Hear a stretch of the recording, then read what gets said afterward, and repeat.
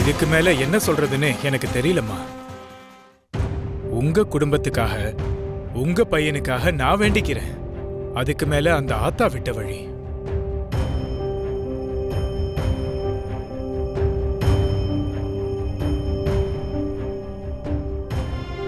தம்பி, நீங்க ஜாக்கிரதையா இருங்க. நீங்களும் ஜாக்கிரதையா இருங்க. நான் வரேன். சாமி, ஒரு நிமிஷம்.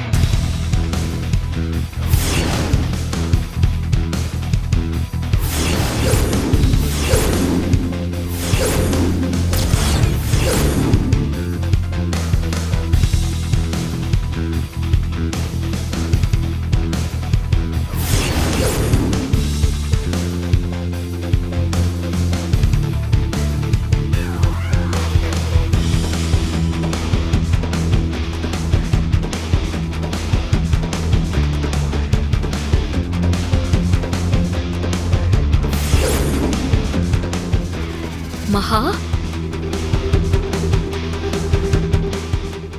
என்னக்கா இது?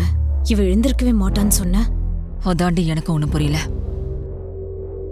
4 தூக்க மாத்திரை கொடுத்தேன், அசால்ட்டா எந்திரிச்சு வரா.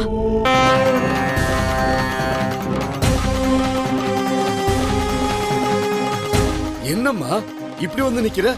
என்னாச்சு உனக்கு? தெரியல தாத்தா, என்னமோ தலை சுத்துற மாதிரியே இருந்துச்சு. இப்போ கொஞ்சம் பரவாயில்ல. நாங்க எழுப்பும் போது நீ எழுந்திருக்கவே இல்லையே மகா. உன்னால எப்படி இந்த பூஜையை பண்ண முடியும்? என்னால பண்ண முடியும்க்கா, நானே பண்றேன்.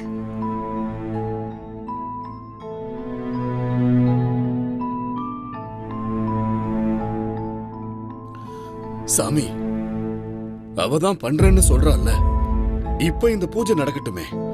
இல்லனா என் குடும்பத்துக்கு நல்லதில்ல. தயவு செஞ்சு நடத்தி கொடுங்க. அந்த பொண்ணே வந்து செய்யறேன்னு சொல்லும்போது இதுவும் அந்த அம்மனோட உத்தரவு தான்.